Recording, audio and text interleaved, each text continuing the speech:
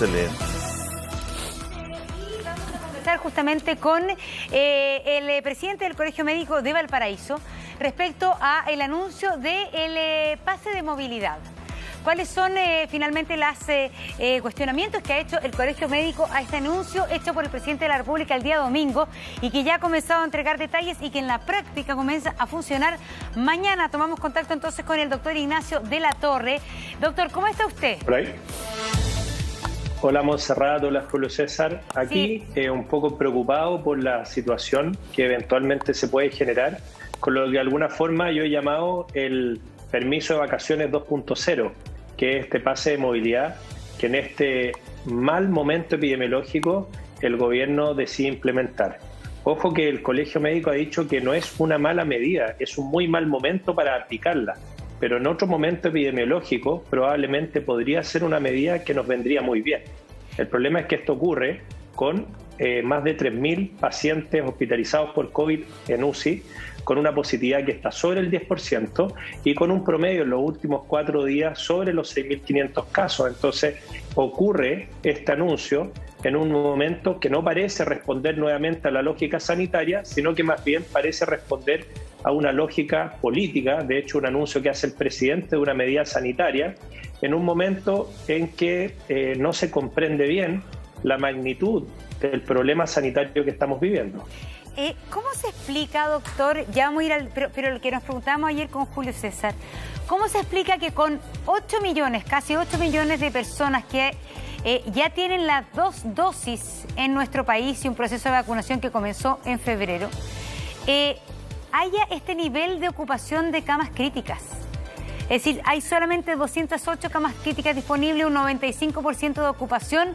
Parece ser que los cálculos respecto a la presión del sistema público no la achuntaron. O sea, el primer cálculo que no la achuntó fue precisamente nuestra máxima autoridad sanitaria, que nos dijo que en el periodo de las votaciones íbamos a estar cerca de los 3.000, 3.500 casos. Y estamos en el doble.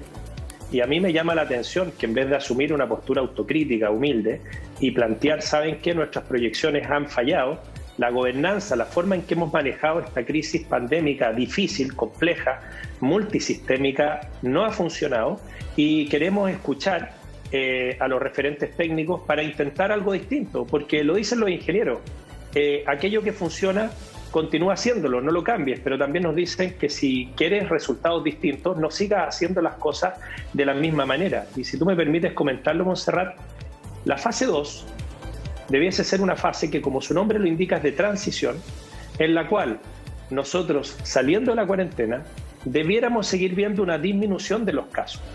Y sin embargo, comuna que entra a fase 2, al paso de 1 o 2 semanas, mantiene sus casos y luego las empieza a aumentar. De hecho, el día de ayer en la prensa escrita hacían referencia a que 10 de las comunas que primero habían salido de cuarentena a fase 2 en la región metropolitana habían aumentado entre 25 y 105% los casos. ¿Qué está pasando con la fase 2 que no cumple su función? Pues bien, la destruyeron conceptualmente y empezaron a meter actividades de giro económico que no tienen una lógica sanitaria en la fase 2, dándonos la falsa sensación de seguridad, que después de todo el esfuerzo y sacrificio de una cuarentena... Sí, pero ¿cuál es su hipótesis médica? Porque de verdad yo no lo entiendo. ¿Cuál es su hipótesis médica respecto a este alto nivel de vacunación, a este alto nivel de 2 dosis ya, pero que las cifras estén empeorando? Mira, la razón es la siguiente. Primero, tenemos una vacuna, lo dijo el ministro, que para las cepas tradicionales, porque todavía no sabemos cómo se comporta con la cepa india, logra una reducción del 65% de los contagios. Eso significa, Marisol, que si tuviéramos...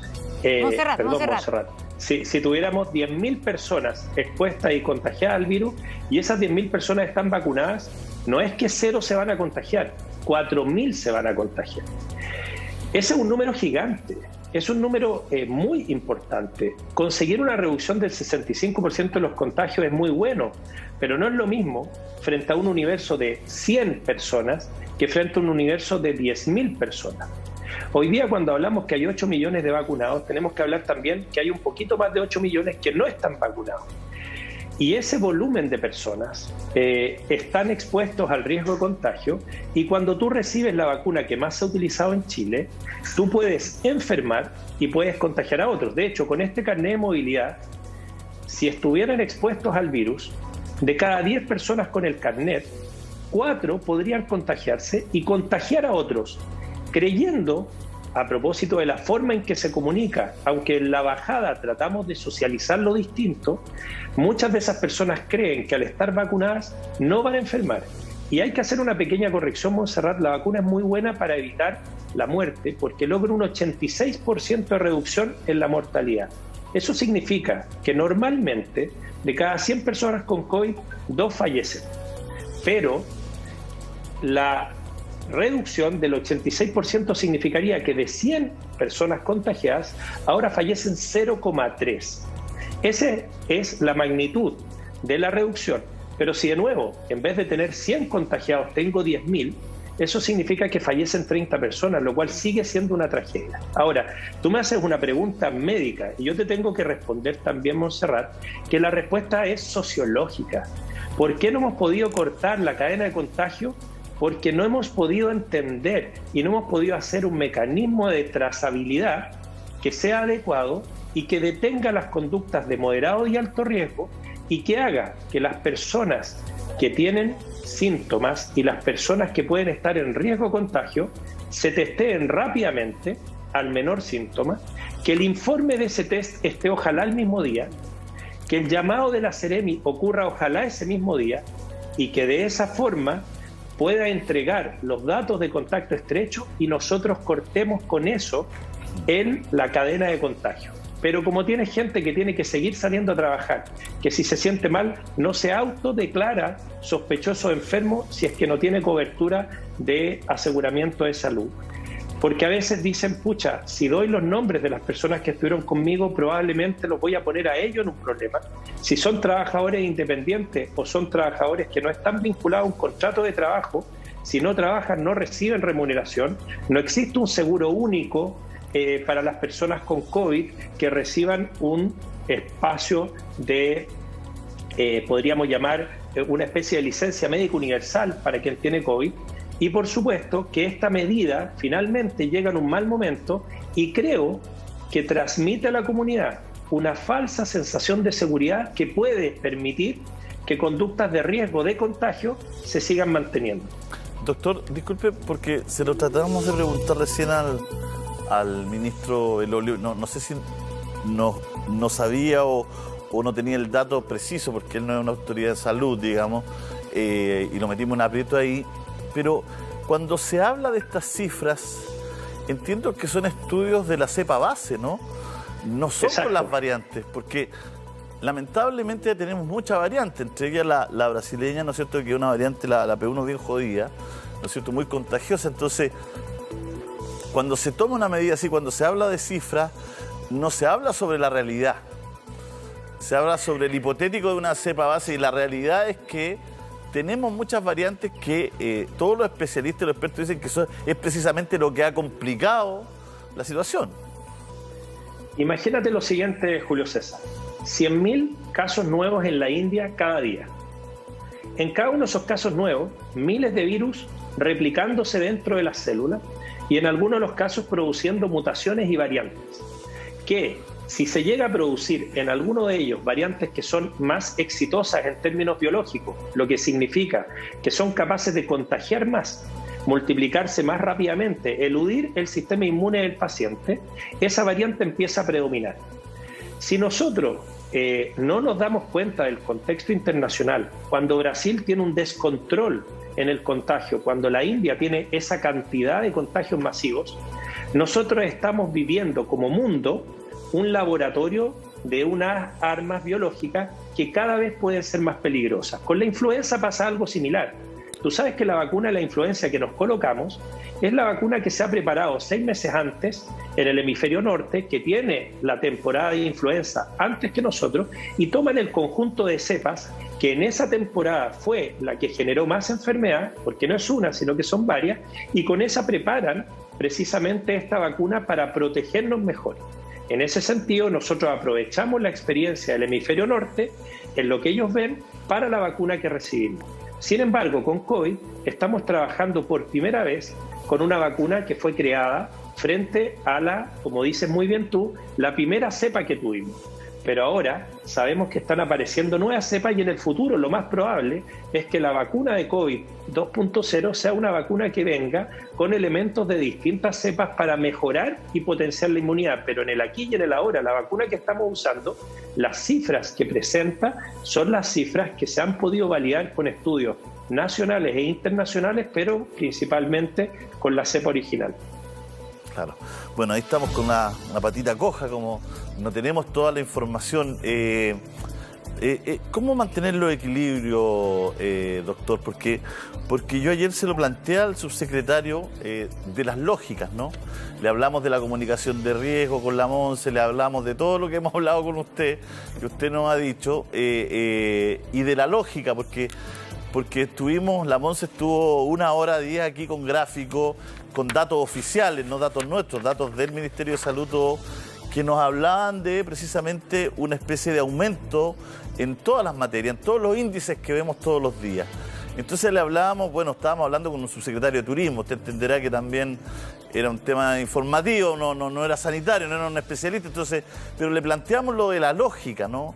Desde nuestra humilde posición y básicamente, doctor, desde nuestra ignorancia, para ser honesto en materia médica, intuíamos que no era el momento, digamos, no queríamos invalidar el pase porque todos entendemos que queremos un poquito más de libertad, que es necesario para los adultos mayores. No entendemos, con la Monse lo hablamos ayer, por qué no hemos copado parques, por qué no hemos inventado, no hemos sido más audaces quizás en tener momentos de esparcimiento, en estos aforos que ocupamos para los centros comerciales, por qué no lo ocupamos en los parques, que son gigantes, que son al aire libre, que son espaciosos, bueno.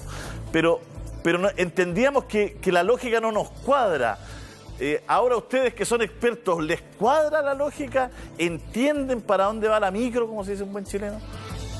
Mira, lo primero es que si a mí me correspondiera estar tomando decisiones en términos sanitarios, lo primero que haría es mejorar el sistema de trazabilidad, que sigue siendo muy mal. Si tú no logras detectar quién, cómo, cuándo y dónde te contagió a los casos nuevos, no tienes ninguna posibilidad de controlar la pandemia, Julio César.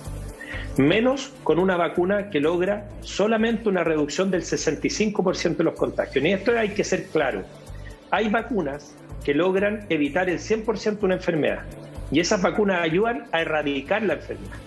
Pero esta vacuna, su principal objetivo era evitar la muerte por coronavirus y lo consigue bastante bien. Pero ojo, se van a morir personas con las 2 vacunas. Y se van a morir más personas con las 2 vacunas puestas mientras más contagios haya. Y van a morir personas mayores de 60 años que se pusieron las 2 vacunas si es que se contagian muchos de ellos. Porque tal como decimos, es una reducción de riesgo, pero no llega a 0. Entonces, cuando el ministro dice los adultos mayores nos estaban pidiendo esto, en realidad lo que está pidiendo, creo yo, la ciudadanía, es un cambio en la forma de manejar la pandemia que nos ayude a reducir los contagios. Y por ahí, si el Ministerio de Salud pusiera mucho énfasis en la trazabilidad y le pusiera energía y le pusiera harta dedicación y trabajo a que la trazabilidad llegue al 100%, estoy seguro que los resultados que veríamos son distintos.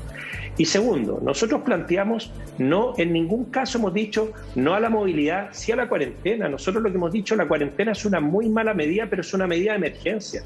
Es una medida como romper el vidrio para aplicar el freno de emergencia del metro. Pero eso tú no lo aplicas cuando estás llegando a la estación. Eso lo aplicas cuando hay un accidente, cuando hay una situación grave. Bueno, en este momento, con más de 6.000 casos, con proyecciones que nos llevan a 8.000, con aumentos de la positividad, veníamos bajando, debiéramos seguir bajando. Las curvas epidemiológicas, la lógica es que suban rápido, pero que también luego empiecen a descender. ¿Y qué nos pasa a nosotros como país? Que no logramos descender de manera significativa, que bajamos de 7.500, 8.000 casos y volvemos a estar ahí de nuevo. Un fenómeno importante es que la fase 2 no está cumpliendo el objetivo que tiene y en vez de ser una fase de transición, se transformó en la fase de repetición, en el día de la marmota. Entonces tú sales de cuarentena, entras a la fase 2 y empeoran tanto los números, de vuelta a la cuarentena. Ese manejo no tiene una lógica sanitaria. La lógica sanitaria está en cortar la cadena de transmisión, cortar la cadena de contagio, que los contagios sigan bajando con medidas efectivas. Y en la actualidad, mira, si Julio César, hagamos memoria, en el momento original de la pandemia, mayo del 2020, en fase 2, había poca circulación. Y hoy día tú ves las calles, yo veo las calles de Viña, de Valparaíso, las recorro caminando para evitar el transporte público y el riesgo de contagio. ¿Y qué me toca ver? Restaurantes y bares que están llenos. Y lo entiendo. Pero ¿sabes lo que ha pasado? En el afán de dar un ambiente más privado, a las terrazas de los restaurantes y bares les ponen unas vitrinas de acrílico, de vidrio, y como que los encierran. Y resulta que la ventilación, tú pasas por ahí por la vereda y ves que las mesas están muy cerca una de la otra, que el olor a cigarro está pero por todo el lugar, y eso significa que la ventilación es muy mala. ¿Y qué pasa si tú estás en un lugar mal ventilado, sin mascarilla, comiendo, hablando fuerte, bebiendo alcohol? Aumenta el riesgo de contagio. ¿Y eso cuándo está ocurriendo? En fase 2. ¿Y cuál es el resultado de aquello?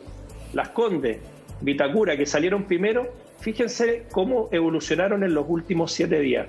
Números que debieran preocuparnos, porque son comunas que tienen, en teoría, personas con la capacidad de aislarse, personas con la capacidad de mitigar el riesgo, y aún así están aumentando los casos. Pero hay una cosa, doctor, que es innegable, que la gente en general, no los médicos, la gente en general está acogiendo muy optimista este pase de movilidad.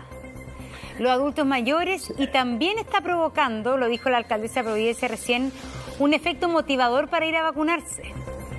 Es decir, también tiene ese otro aspecto, este pase de movilidad, que me imagino que para usted no es indiferente, que tiene que ver con la fatiga pandémica, el cansancio en salud mental, la motivación para ir a vacunarse, que son todas variables que no son solamente, podríamos decir, políticas, son también variables sanitarias. La gente está queriendo con esto ir a vacunarse.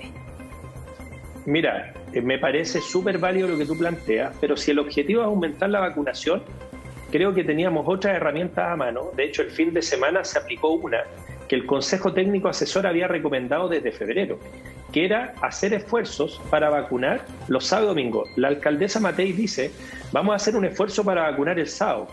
La vacunación empezó en febrero. Desde febrero que debiéramos estar tratando de vacunar los sábados y domingos, porque hay una población importante, laboralmente activa, independientes o dependientes, que no tienen la libertad de ir a vacunarse en la semana, y que el fin de semana demostraron con hechos concretos que había una mayor demanda que lo que incluso se estimó.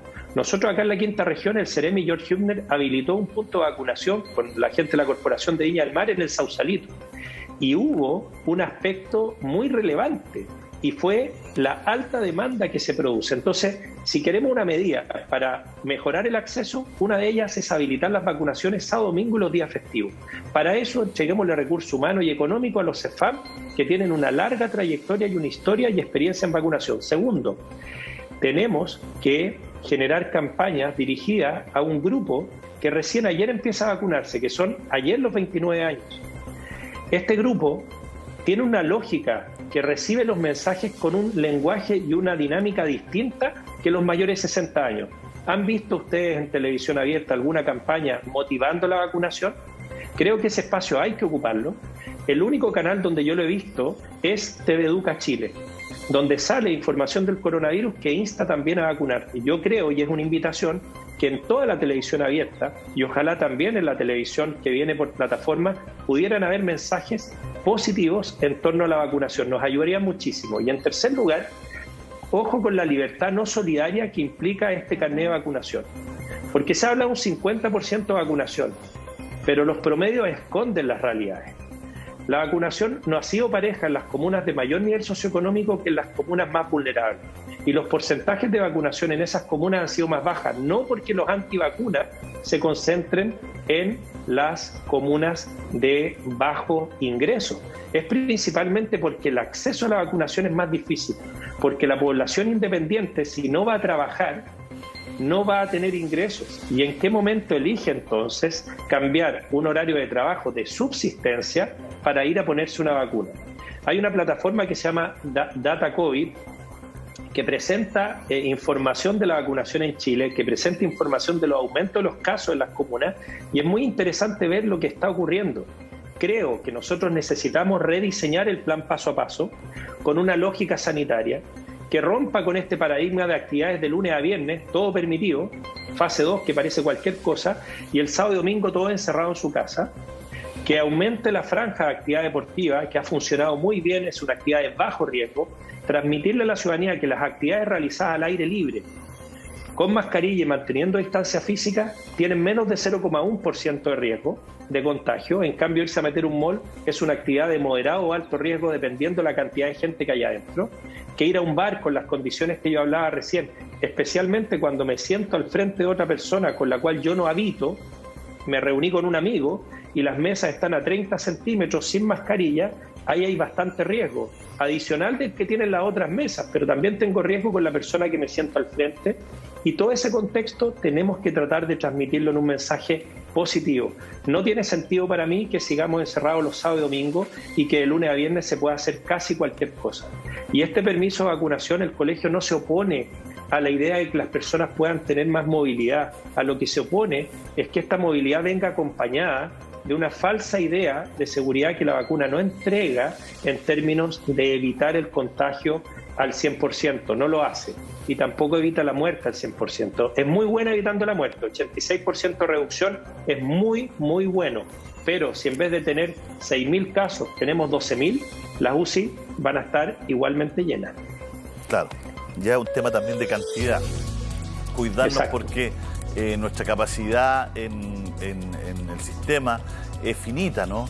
Y cada vez tenemos más camas críticas habilitadas, no con la calidad, ¿no es cierto?, de las primeras, además no con los equipos médicos necesarios, con equipos médicos cansados. Por eso es tan relevante cortar los contagios, bajarlos, y no solamente ir, porque a veces no, como tenemos solo las cifras, nos confundimos, entonces vemos que siguen habiendo una cantidad de camas y todo, pero no tenemos el dato a veces nosotros de cuántas se instalaron, ¿no? Porque se han ido creando más camas. La idea es bajar los contagios para que baje el nivel de asistencia en los sistemas críticos y no seguir aumentando camas para mantener un cierto margen, ¿no es cierto?, de atención, porque además hay mucha gente que, doctor, que no alcanza a llegar a los sistemas.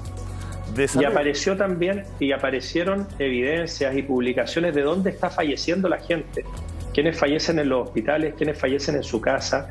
Hemos normalizado, Julio César, cifras superiores a 100 fallecidos al día. Eso es una tragedia. O sea, acá ya han fallecido 36.000 chilenos. Yo no tengo recuerdo de alguna situación tan grave. En la historia de nuestro país, yo tengo 43 años. Son cifras que a mí me cuesta dimensionarlas, pero en vez de llevarla a un número que es tan difícil de materializar, pensemos cada uno de nosotros en aquella persona que conocemos que perdió un ser querido por esta enfermedad. Si tú reduces los contagios, menos personas van a enfermar gravemente y menos personas van a morir. ¿Qué acción más inspiradora que esa? Esa es una acción que inspira, cortar la cadena de contagio, reducir los contagios.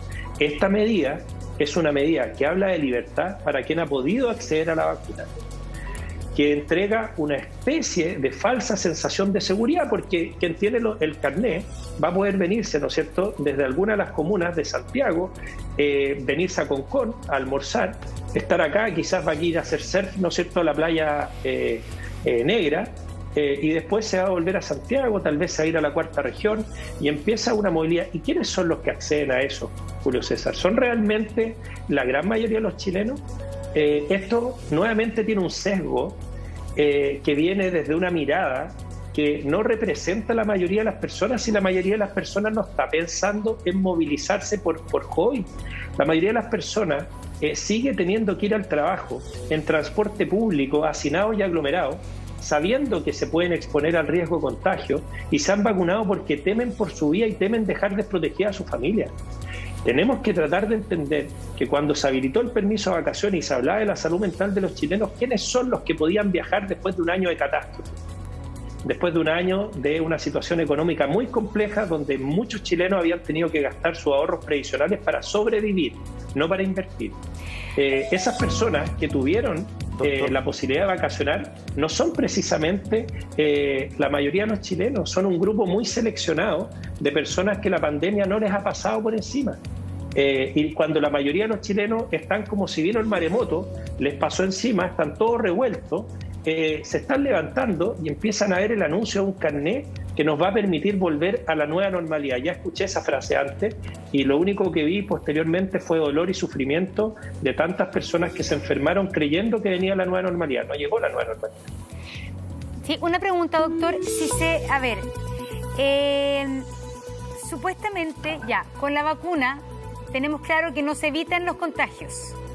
Se evita la gravedad, se evita caer en una UCI, se evita... Se evita un 60% del contagio, claro. Monse. Pero podría ser un escenario, estoy imaginando los escenarios con el nivel de vacunación en Chile. Podría ser un escenario donde los casos nuevos diarios sean altos, en los mismos números que tenemos ahora, pero que comiencen a disminuir el número de hospitalizaciones, pensando que la vacuna va a implicar mayor movilidad, pero la vacuna va a implicar menor gravedad en la enfermedad. ¿Podría entonces ser que lo que veamos en un mes más es hartos casos diarios, pero menos pacientes críticos? Si lográramos un 100% de cobertura en todos los grupos, lo que debiera ocurrir es que podríamos mantener un número alto de contagios y el ingreso a camas críticas, en vez de estar del orden del 2 al 4%, podría bajar, de acuerdo al funcionamiento de la vacuna, a un quinto de eso, entre un quinto a un cuarto, lo cual es muy bueno. Pero de nuevo, el problema, como lo decía Julio César, tiene que ver con el número.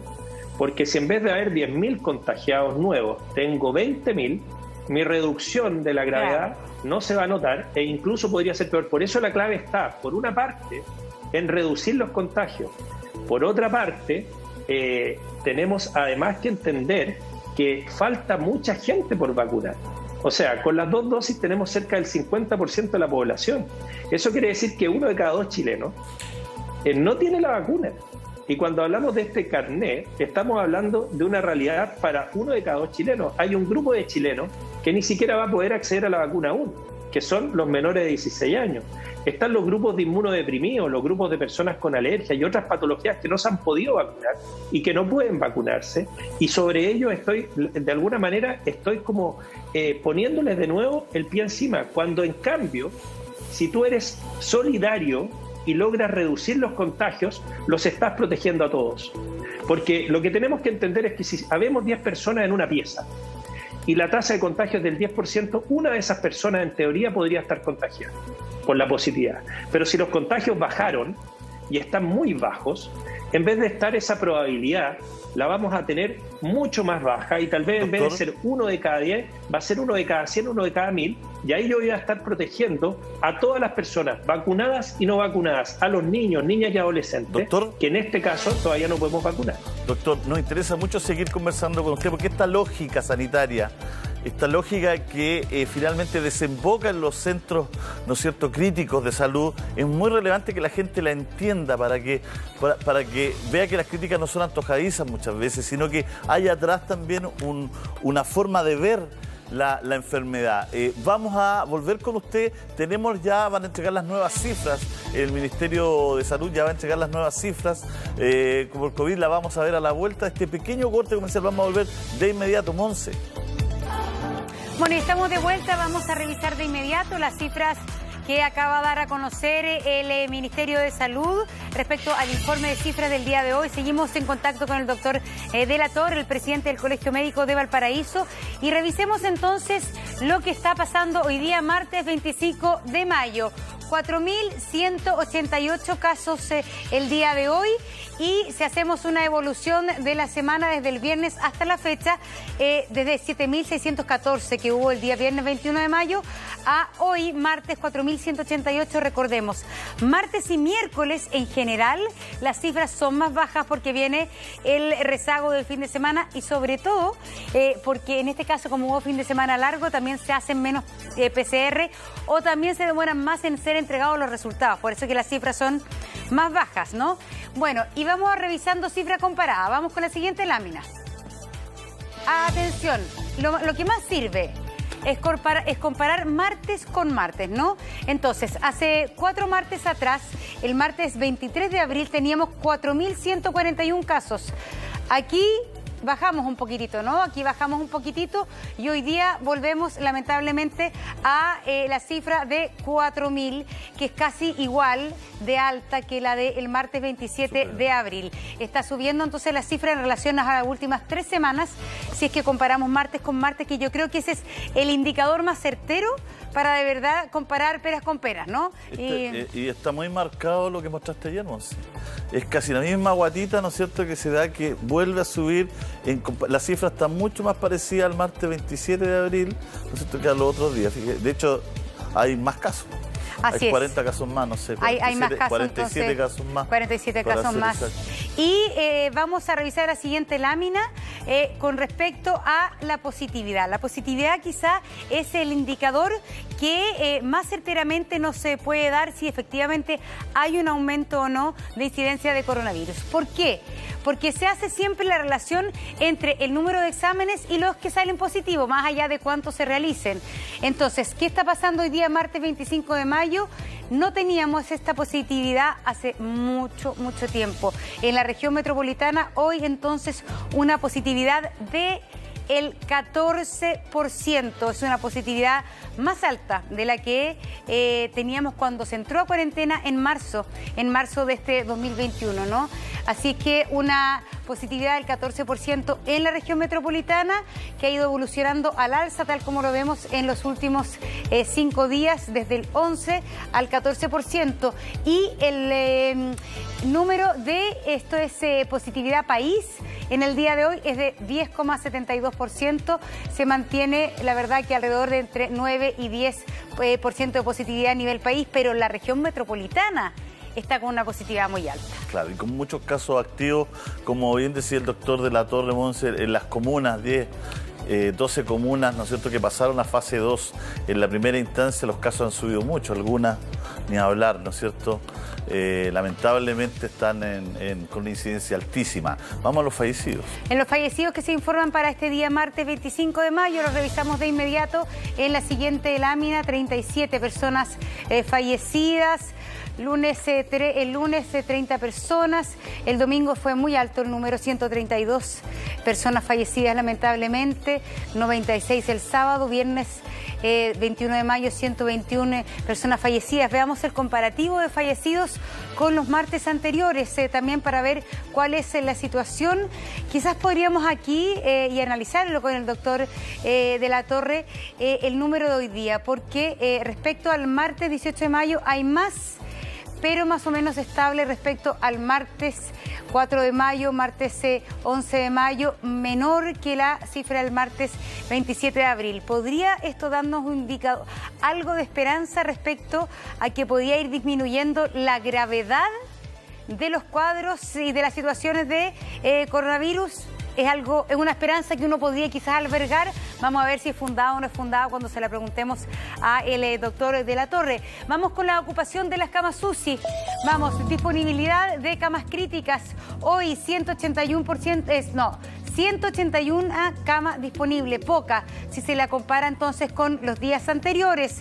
291 camas disponibles el 21 de mayo y hoy día, 5 días después, solo 181 camas disponibles en todo el país, que nos habla acerca de un 95% de ocupación de camas en estos días, ¿no? No sé si hay otra lámina respecto a la comparación de martes con las camas disponibles, y esto yo creo que aquí es complejo. Teníamos buenos indicadores, podríamos decir, comparativos de camas disponibles el martes antepasado y el martes pasado. Sin embargo, hoy, martes 25 de mayo, una cifra muy inferior de camas disponibles respecto a el último mes. Solo 181 camas disponibles es lo que se informa en el reporte del día de hoy del Ministerio de Salud. 181 camas críticas disponibles. Claro, aquí es importante ver el tema de la última semana, Monse. La última semana casi se aumentó al doble la ocupación se bajó, para ser más preciso, se bajó casi a la mitad la disponibilidad de las camas, ¿no? Porque esta es la disponibilidad, como usted puede ver arriba. Ese salto es bien preocupante. De 315 camas que había para ocupar en una semana bajó a 181, ¿no? Entonces esa baja es muy sustantiva en los últimos 7 días. Así es. No sé si tenemos otra lámina, con eso estamos, pero es suficiente, la verdad, para analizarlo con el doctor de la Torre. Claro, doctor de la Torre. Bueno, estas son las cifras que lamentablemente nosotros tenemos que dar a conocer todos los días y que tienen como fuente el Ministerio de Salud, no son cifras oficiales. Y por eso le preguntamos en el bloque anterior de la lógica, porque así instintivamente sentíamos que la cosa no venía para abajo, ¿no? Uno esperaría este tipo de anuncios cuando las curvas vienen bajando, cuando las cifras vienen mejorando, y uno se entusiasma y dice, chuta, vamos bien, este pase nos viene bien, todo, pero uno ve esta cifra y no logra entender ahí un poco la dinámica y se preocupa. No sé cómo lo ven ustedes. Efectivamente, primero hacer mención a que aún hoy, año 2021, el registro civil no funciona los días feriados ni los sábados y domingos. Por lo tanto, la inscripción de los fallecidos puede ocurrir en este tipo de fines de semana largos con un desfase importante. Entonces, no sorprendernos de estas bajas entre lunes y martes del número de fallecidos, que después se corrige habitualmente miércoles, jueves, cuando viene este efecto de fin de semana largo. Esa es una materia a mejorar, sobre todo cuando hoy en día hemos trabajado en la digitalización de muchos procesos. Ese es un proceso que todavía se sigue haciendo, para que Monse y Julio César ustedes lo sepan. Cuando fallece un paciente hay que llenar a pulso, a mano, un certificado de función que se debe completar y el familiar lo tiene que llevar para que sea avisado en la oficina del registro civil y luego puede ser tramitado por una funeraria para darle sepultura en este caso, al paciente que falleció. Se lleva al cementerio, se valían los documentos y a veces hay un error de escritura, hay un error de transcripción, el paciente llega al registro civil, o sea, el familiar, y le advierten que hay un error y se tiene que volver al hospital o a la clínica, hay que rehacer el documento, algo que aún pese a clave única y pese a tantos avances que tenemos, aún no se puede hacer de forma digital. Un proceso que perfectamente con un año de pandemia podríamos haber optimizado, y para tener también información en tiempo real, porque finalmente el análisis diario de los fallecidos es uno de los que es más carente de actualización, sobre todo cuando se producen estos efectos de fin de semana largo. El resto de los datos, es muy importante lo que mostraron ustedes en las láminas de cómo la ocupación UCI en los últimos 4 días se han ido ocupando entre 25 y 30 cupos UCI adicionales por día. Eso es muchísimo. Y precisamente eso es lo que choca con el anuncio que hace el domingo el presidente. Porque nosotros, viendo que se rompe una tendencia a la baja que nos tenía muy contentos, o sea, nosotros somos los más felices de que los contagios vayan a la baja, de que los pacientes no caigan en UCI, de que las unidades críticas satélites, estas especiales que tú comentas que se armaron, puedan empezar a bajar su carga y puedan destinarse nuevamente al objetivo inicial que tenían, poder tratar el cáncer, poder tratar a los pacientes con otras enfermedades. Y sin embargo, esta tendencia se rompe hace al menos una semana, empiezan a aumentar nuevamente los casos y frente a ese aumento, frente a este escenario adverso epidemiológico, se da un anuncio que a todas luces resulta muy popular, porque todos queremos tener más libertades, pero del punto de vista sanitario hace que sea más complejo cortar la cadena de contagios cuando la trazabilidad sigue siendo tan mala. En estos 4.000 casos que se hablan hoy día, al menos 1.000 no sabemos dónde se contagiaron. Y si aún no sabemos dónde se contagiaron, imagínate lo que tú le dirías a la policía si 1 de cada 4 delitos no se tiene idea quién lo cometió, ni dónde, no tenemos ningún dato. A mí me parecería que esa investigación requiere ser reforzada. Bueno, después de un año de experiencia con la pandemia, seguimos teniendo entre un 25 a un 40% de casos que no sabemos quién los contagió, no sabemos quién ocasionó este caso. Sin embargo, hay lugares del país que de repente se nos olvidan, que han hecho las cosas muy bien, y yo quiero aprovechar este espacio para felicitar a la autoridad territorial, a todo el cuerpo sanitario y sobre todo a la comunidad Rapa Nui. que han enfrentado la pandemia, si bien es cierto en una isla, con todas las limitaciones que tiene estar aislado, y lo han hecho de forma extraordinaria. Los ancestros, las personas de mayor experiencia de Rapa Nui, dando y apoyando indicaciones sanitarias precisamente para actuar como comunidad, porque ojo, tuvieron un caso que llegó desde el continente, contagió a 4 personas y lograron aislarlos para evitar un brote en toda la isla. Y desde entonces esos son los 5 casos que tuvieron, que no contagiaron a más personas y han mantenido una disciplina, una dinámica, pese a que son un lugar que tiene una alta necesidad turística. Entonces quiero felicitarlos a ellos como comunidad. Obviamente que es mucho más fácil, con todo el costo que ha tenido no tener turismo, pero cerrar la isla ha sido la clave. Así como cerraron también. Entonces, en ese sentido, lo han hecho muy bien, pero las condiciones geográficas han sido lo que lo ha permitido. A Isla de Pascua se llega principalmente por avión y finalmente los aviones hoy día están llegando a los mínimos. Es decir, ahí puede ser de alguna manera la sociedad ideal para entender lo que puede ser un aislamiento, que no es lo que pasa en una urbe como Santiago. Claro, pero ahí, Monse, una cosa importante. Fíjate que siguen llegando medios de transporte y se realiza un aislamiento efectivo de las personas que llegan porque la comunidad entiende que ese aislamiento los protege a todos. Y indicar que la vacunación allá lleva un 40%, eso es menos que el promedio del país, y por lo tanto aprovechar este mismo espacio para motivar a la comunidad de Rapa Nui a protegerse y ojalá lograr, tal como han tenido esta medida tan adecuada en el control del contagio, lograr una vacunación que sea, ojalá, el 100% de la isla. Pero ojo, que el ejemplo que tú das, que me parece muy válido, por el aislamiento, Portugal es un país que está conectado a toda Europa.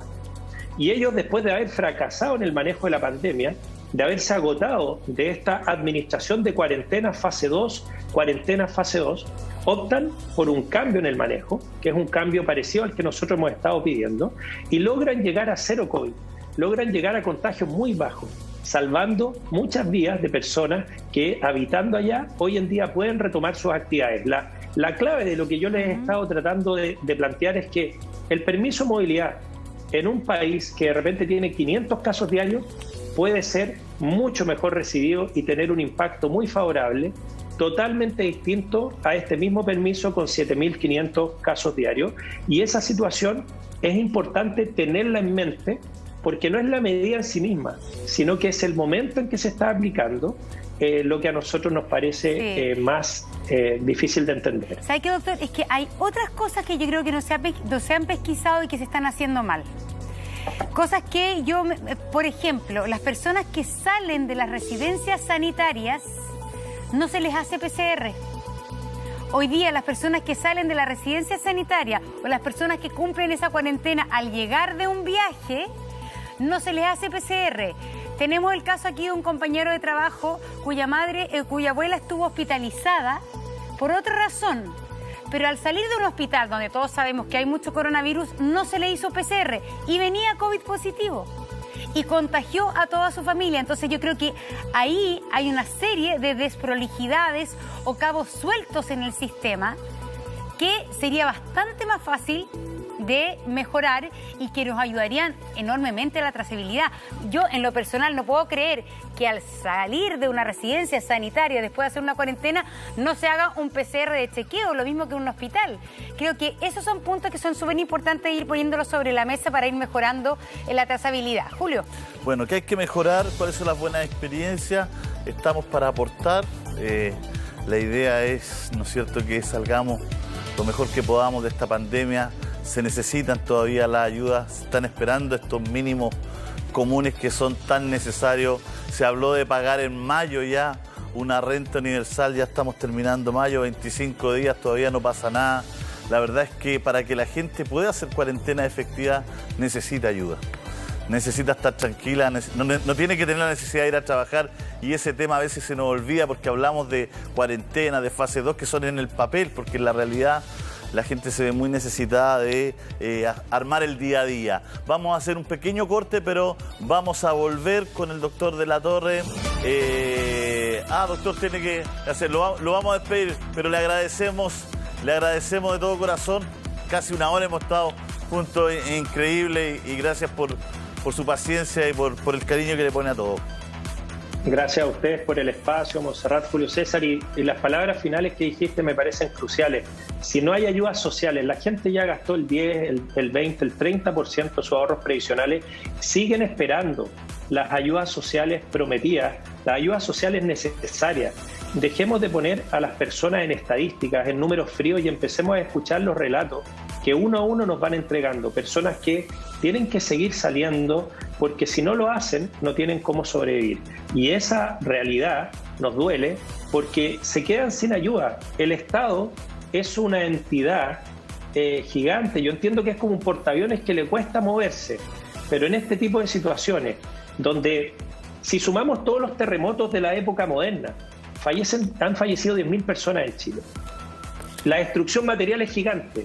La diferencia con este virus es que no ha destruido nuestras casas, pero ha destruido nuestra forma de vida. Y eso también construye a las ciudades. Nuestra forma de vida ha sido destruida por este virus. Y nosotros seguimos viendo como espectadores que a muchas personas que lo requieren no les llega la ayuda oportuna. Y cuando la ayuda no llega de manera oportuna, aunque llegue, si llega tardíamente, no logra corregir los efectos negativos de la carencia, de la vulnerabilidad. Yo creo que ahí hay que hacer un énfasis. Hubo elecciones hace poco, creo que ese es un tremendo mensaje para el gobierno, entender que la ciudadanía necesita ayuda y necesita una ayuda social potente. Sin esa ayuda no hay forma de cumplir las medidas sanitarias y vamos a seguir viviendo esto que yo he llamado la fase de cuarentena y luego la de repetición, que no es otra cosa que una especie de vía de la marmota donde volvemos una y otra vez a las cuarentenas porque las medidas sanitarias no logran cumplirse, porque no se ejecutan bien, pero porque la ciudadanía tampoco puede cumplirlas si no la